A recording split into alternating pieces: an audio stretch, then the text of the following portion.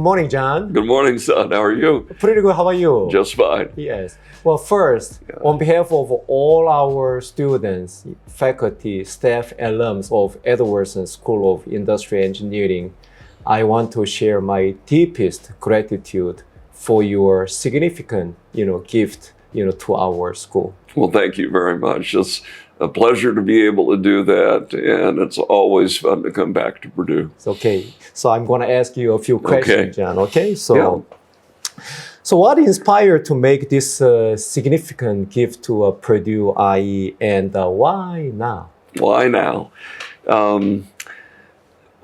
What was the inspiration was the great experience I had here at Purdue as a student. And one of the things that I think those of us I had in the late 60s and early 70s is we were rated the #1 industrial engineering school in America. And I'm getting goosebumps just thinking about that now, because it was really cool, for lack of a better word, to say you're going to the #1 school. And for me, that was so important. And I was very proud of being a Purdue Industrial Engineering graduate. And over the years, for many years, we were ranked very high. And then about 20 years after I graduated, we started drifting a little bit, and now we're back. So the inspiration for this gift was really conversations with you about what do you need to keep us ranked at the top of the schools of industrial engineering in the United States. And once I heard what you needed and realized I could help, that's why I wanted to do this gift. Thank you. Okay. So how has your Purdue education shaped your career and values, particularly regarding your dedication to philanthropy? Okay. I learned a lot at Purdue in addition to industrial engineering. One of the things that we started in my fraternity when I was here was when we had a football game at IU, we would run a football in relays all the way from West Lafayette to Bloomington. And in the years when the game was here, the Fiji House at Indiana University would run a football the other way. All the proceeds from that, we got people to sponsor us, went to the United Way in Bloomington and West Lafayette. And that was really my first experience at giving back. And so I learned a little more about that. I was an officer in the fraternity. You learn a lot about people by trying to keep them all in order and following the rules of the fraternity in a college atmosphere. And but in any event, giving back became a part of my life then, and I've tried to encourage other people to give back as well. Great. John, can you share how the support you received at Purdue influenced your own sense of giving back to the community? Okay. One of the things that I was very fortunate about, it happened in this building. Grissom Hall has been through a number of iterations over the years, but I was hired to be a teaching assistant by Dr. Ferdinand Limecooler, who was then the new head of industrial engineering at Purdue my junior year here. And he turned out to be a wonderful support to me. I had co-opted at Alcoa in southern Indiana as an industrial engineer and wasn't quite sure what I wanted to do, but he said a couple of things to me. He said, "Get your industrial engineering degree. You'll never regret that." And I found out that it was so helpful, literally in every job I had through my career. Learning the scientific method of problem solving and learning how to use that in different applications was really important. Also, he helped me decide to get an MBA and wrote a letter recommending me. And I was accepted both at Harvard and University of Chicago based on his recommendation to those schools on my behalf. And forever, I was thankful for the help he offered then. And then over the years, we would talk, not every year, but every 4 or 5 years, we would have a conversation about what I was doing, what he was doing. And I often had some questions that he was very helpful in answering for me. I see. Okay, great. So John, the Edwardson Family Foundation has focused on education, healthcare, and the community development. And how does this commitment to the philanthropy guide your family foundation's initiative? Okay.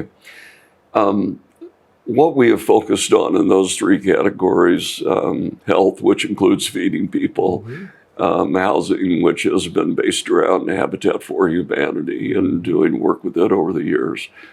But education changed my life. I went to great public schools in Southern Illinois and Southern Indiana. My education here at Purdue obviously was so important because I was the first in our family to get a college degree.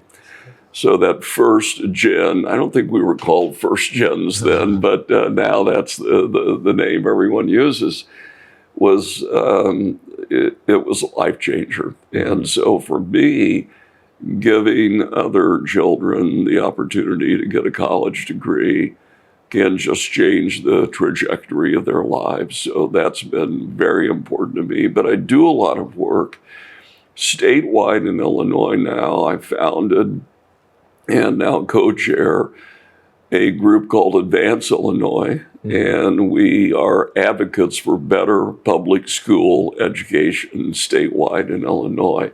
That is, other than Purdue and University of Chicago, the place where I spend the most of my time. And so those 3 things in our foundation, education, health, welfare, housing, have been our focus, but the education part is really a life changer. So inspiring. Thank you. So John, what role did your family play in this decision, and how do you see them continuing this legacy at Purdue and beyond? So the role of family, one of the things that I learned to do in a small Methodist church where I grew up was tithe. And I signed a tithing commitment when I was 8 years old. And I just never stopped. And of course, the tithe has grown over the years from 10% to a higher percentage. But it was just important to me to share. I had 2 grandparents, sets of grandparents, that had very little, but I saw them constantly helping neighbors out who were sick or who were hungry. One of my grandfathers owned a small grocery store in West Terre Haute, Indiana. And in the late 50s, I was sweeping the floor and things in the grocery store for him. And a woman came in and put 2 quarters on the table where the cash register sat, but she didn't get any food. And when she left, I saw him writing down some numbers in a ledger book. I said, "Grandpa, she didn't get any food, but she left you 50 cents. And he said, "John, her family had no money in the Depression and World War II, and I gave them free food for 9 or 10 years. She will never be able to pay me back, but every month she comes in and gives me 50 cents. Wow. So I learned from him what he had done to help people during those years. And then his wife was the same way, baking and cooking and taking things to people who didn't have enough to eat. And my other grandparents were European immigrants and did the same thing in their community, also in West Terre Haute. So I had really good examples of giving back as a child while I was growing up. Wow, what a truly inspiring story again. Thank you. Yeah. So John, could you elaborate on the goals you envision for the Edwardson Scholars Program and how it will support the next generation of engineers? So the goals for the Edwardson Scholars are to, 1, get your degree. Yep. And industrial engineering is just so universal in its applications that you can use it in a lot of different ways. And the second is really simple, change the world. Yep. And so I just see IEs as having some of the best opportunities to make a difference in what's going on in the world, and to focus on giving first gens the opportunity to go to college and get a degree and change the trajectory of their families for future generations is really important. John, the gift includes the funding for the named faculty endowments and graduate fellowships. Yeah. And how do you believe this will enhance Purdue's impact in the field of industrial engineering? Okay. Well, this one, credit for this one goes all the way back to you and the conversations that we had when I asked you a couple years ago, right after you came, what do you need to get Purdue back to #1 and keep it there? Yep. And so our conversation started with an excellent faculty. Yep. And you talked about the importance of having endowed faculty positions to attract the best professors, researchers, teachers from all over the world to come to Purdue. And so that was the formation of the idea for this. And as a Purdue trustee for 10 years, I knew the importance of having endowed chairs. So we can't always be competitive on salaries, but we have to be competitive on a package of things to get the right faculty members, research budget, labs, and all these things go together. So #1 was getting the best faculty. #2 was then graduate fellowships. So that's the core of the future for industrial engineering. And you talked about the need for more graduate support. Yep.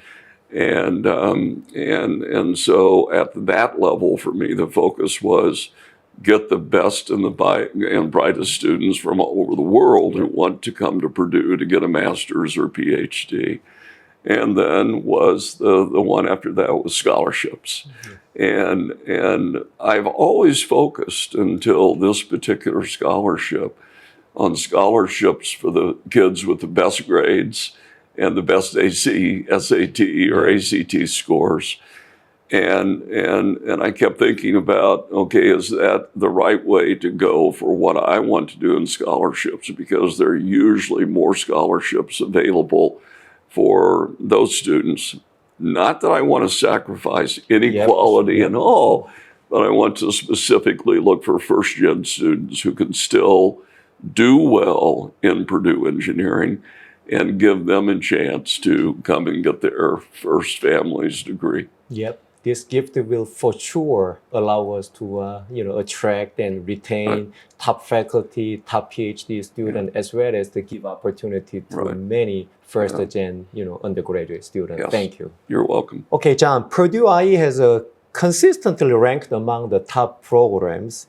What excites you most about the future of Edwardson School of Industrial Engineering? If you can do, and your successors can do, what we talked about when we were putting this package together, we will be #1, and we will stay #1 for many years in the future. And that was really my goal in structuring this agreement with you, was what do you need to do the very best job you can do in attracting faculty, attracting graduate students, and attracting undergraduate students who can excel at Purdue in engineering. And that way we'll be #1 for a long time in the future. Well, John, we will do our best to continue to advance and then achieve that goal. Okay? Thank you. Thank you. Thank you. Well, John, Purdue is celebrating 150 years of engineering. What changes or advancement in engineering education you hope to see in the next 150 years? Thinking about this question has really been interesting. And when I look back to what we were doing in the school 50 years ago when I was a student here, and I look at what the students are now doing, there's some similar things. I mean, a lathe is a cutting tool, but it's not run by adjusting calibrations by hand or measuring it with something. it's all, it was numerical controlled, and now it's controlled in the cloud, and the coding and software to do all of that has changed so much. It's really hard to imagine. We talked about using a slide rule when I was here and then having a calculator. I'm wondering if in another 10 or 15 years, we're all going to have a little chip in our head that will do the calculations for us. And I hope that doesn't happen, but if it does, it could be interesting. But I see it growing. One of the things I see in logistics, so much as I've traveled around the world on business. I've been in 83 countries, and what I see, the transportation systems around the world, and particularly with food, the logistics of getting food to market before the food would not be good anymore and couldn't be eaten.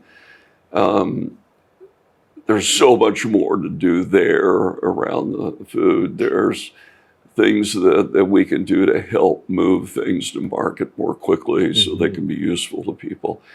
And then just the science of how we produce things. I mean, all of us have now looked at the production lines in Tesla factories and compared the number of parts in a car with an electric motor as the engine rather than an internal combustion engine, and the thousands of different things it takes to make an internal combustion engine work.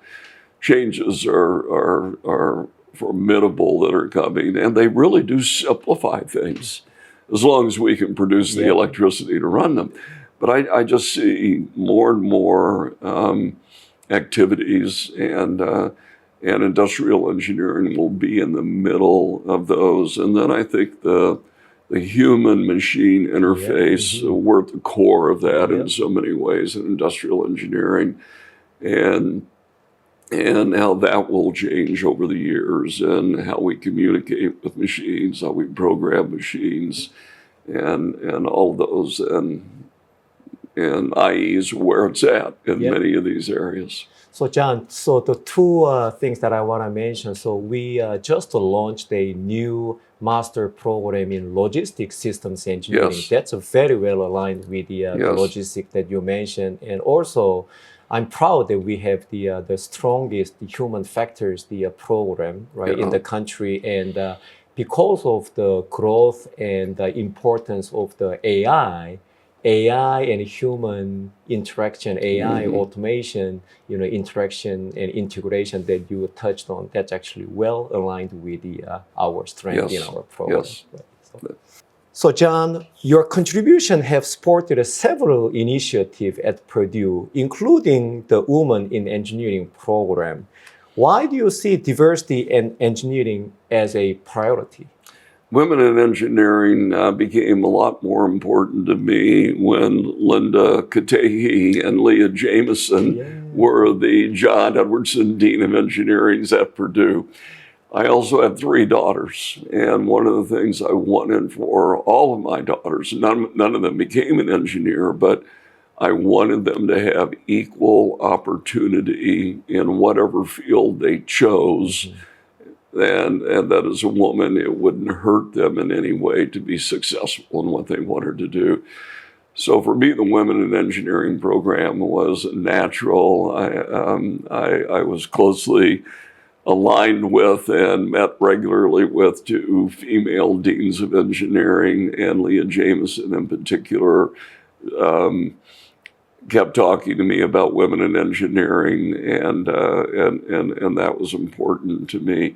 But the diversity is also important, and one of the things I love about Purdue IE is the diversity of the faculty, the diversity of the staff, the diversity of the students.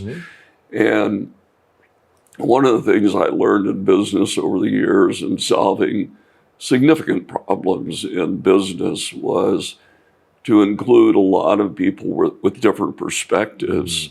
So as you looked at these problems, are you looking at them holistically? Do you have different ideas that, when brought together, can help you come up with a better answer?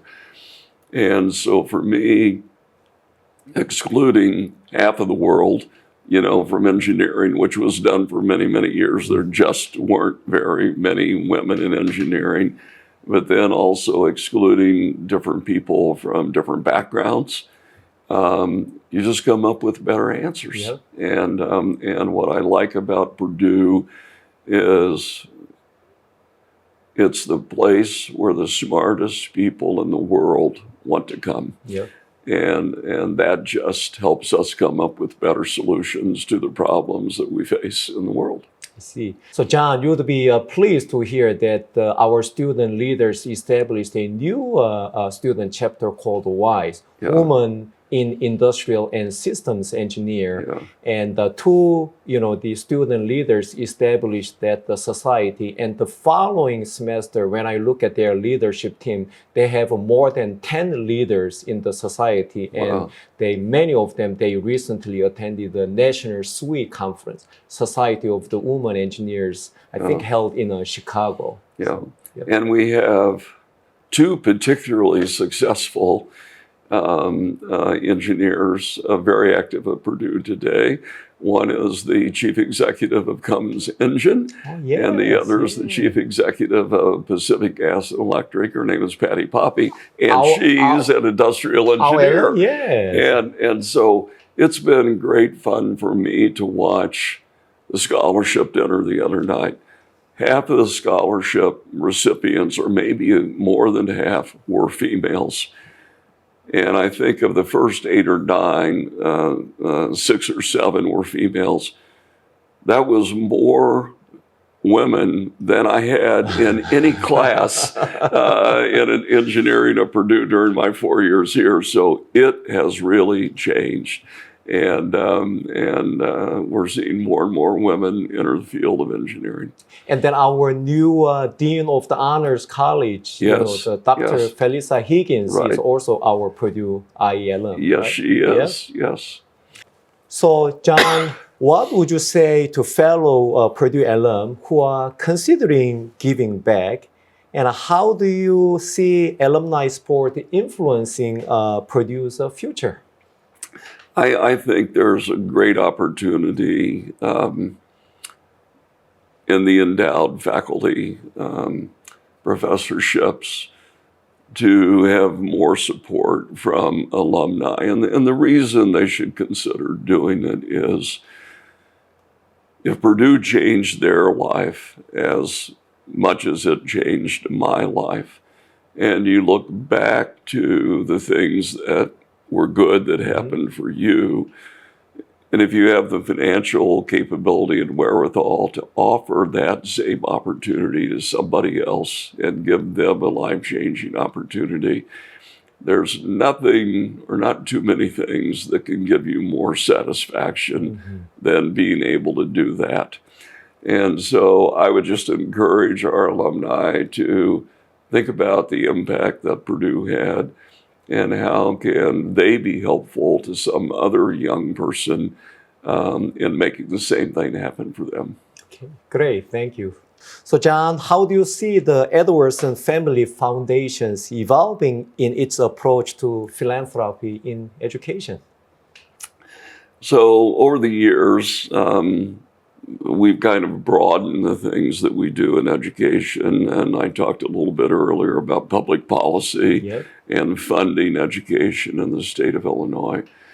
At the same time, as you look at the different opportunities, we're doing scholarships for community colleges in Chicago that are giving kids the opportunity to learn how to operate medical technology equipment, and they can do this with a 2-year degree, and they can make a reasonable amount of money running different kinds of imaging equipment or ultrasound equipment, and that will give them the opportunity to then take that 2-year degree and move it into a 4-year degree. So we've been doing different things in different fields. At Purdue, at the University of Chicago. Internationally, we have schools in Kenya and Uganda and Tanzania that we're funding. There's not too many things more fun than going to a country on the other side of the world and seeing the exhilaration and excitement that third graders and fifth graders have when they're learning, and know that they are not going to be first-gen college students. They're going to be first-gen eighth grade students and first-gen high school students. And the money goes really far overseas. So you can do an out-of-state Purdue engineering scholarship for $20,000, but for $20,000 you can keep a couple hundred kids in school for 1 year in any of the countries I mentioned. So your competition with me for the future is going to be a return on investment. So but we want to do both, but at the same time, there are great needs in other countries around the world. Very good. So John, we will have a lot of the future Edwardson scholars. So if you are speaking to future Edwardson scholars today, what advice would you give them as they begin their engineering journeys at Purdue? I would say a couple of things. Realize that this may be the most enjoyable 4 years of your life. You've got freedom from home a little bit, and you can experiment a little bit. You're going to meet a lot of people from around the world. But remember to study more than a little bit along the way, because if you don't make good grades, you're going to waste your time at Purdue, because this is an opportunity to really learn the things that you will use later in life and throughout your career. And for me, it was almost a natural in terms of how do you solve problems, to gravitate back to the scientific method of problem solving, which every engineer at Purdue learns that method. And it just came natural to me over the years. And I didn't even know sometimes I was doing all the steps, but it was just innate in me from doing it here that I remembered how to do it throughout my career. So I think when you're here, have fun, but take it seriously. And realize that if you have a Purdue engineering degree and reasonably good grades, you're going to get a job somewhere. And one of the things I most remember from talking to a former college president is the joy he received from getting letters from parents that say, my kid got a degree, and best of all, they got a job, and they are moving out of the house. and so I think that's important. Purdue will teach you things you can use throughout your life and help you be successful in life. And that's what I would hope for them as they come to Purdue University. Well, thank you, John, for joining this morning, and thank you once again so much for your generosity, which will transform education and research experience for all our faculty and students, and make us to make a continuous transformative impact to our IE discipline as well as our society. Thank you. Boil up. Thank you. Boiler up. Yes. Boiler up. Yeah.